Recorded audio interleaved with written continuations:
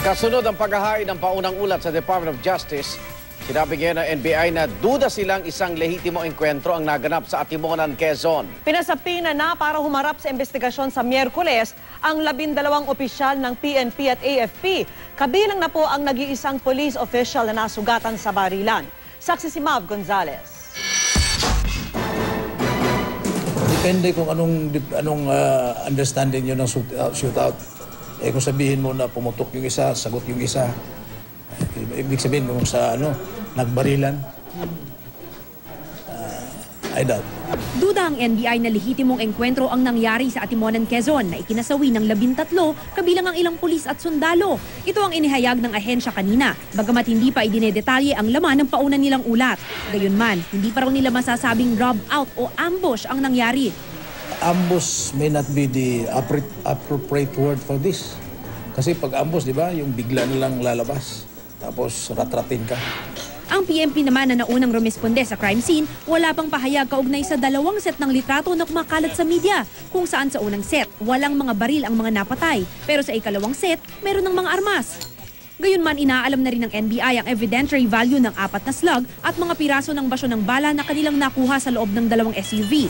Ikukumpara ang mga ito sa mga baril na narecover sa mga nasawi, pati sa mga armas ng checkpoint personnel. Based on our witness, the evidence, testimonial evidence that we gathered, parang meron ding nanggagaling sa loob na putok. As to when, anong klaseng putok yun, we are still validating it. Ipinakita na rin ng NBI Death Investigation Division ang ilang litratong kalakip ng kanilang initial investigation report. Kita rito ang posisyon ng 11 sa 13 napatay at ang pagkakapwesto ng 2 nilang sasakyan ilang minuto matapos ang barilan.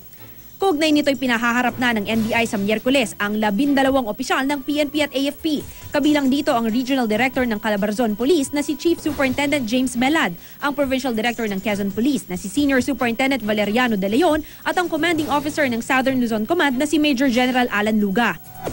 Kasama rin pinatawag si Police Superintendent Hansel Marantan, angkay sa isang kasapi ng checkpoint team na nasugatan sa barilan. Wala pa silang reaksyon kaugnay ng initial report ng NBI. Balak ding ipatawag ang 4 na pulis na ayon sa isang saksing hawak ng NBI, nakapwesto na sa unang checkpoint sa Barangay Tanawan sa Plaridel, Quezon, 2 oras bago ang nangyaring barilan sa ikalawang checkpoint sa Atimonan.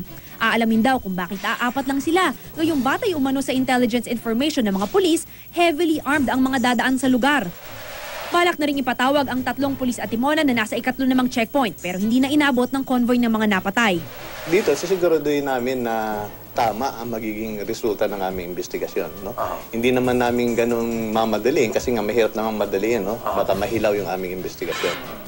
Bagamat may pauna ng report, sa Biyernes pa raw isusumite sa Department of Justice ang pinal na report ng NBI kapag nakuha na nito ang resulta ng ballistics, autopsy at paraffin tests. Doon din ang report ng fact-finding team ng PNP. NBI has some results already kasi continuous yung naging efforts nila. Kailangan kasi i-compare yung resulta nila doon sa resulta ng PNP. Nakita na raw ni PNP Chief Director General Alan Purisima ang report ng fact-finding committee ng pulisya. Kapag natapos na raw ang ilan yung pinaayos kaugnay sa pagkakalatag ng mga detalye, isusumite raw agad ang PNP report sa NBI sa pamamagitan ng DILG. Yung pagkakaso ng administrative will be the PNP. Yung criminal charge will be the National Bureau of Investigation. So, dinedetermina natin ngayon kung sino yung bibigyan natin ng kaso na administratibo sa mga nag-participate doon sa operation.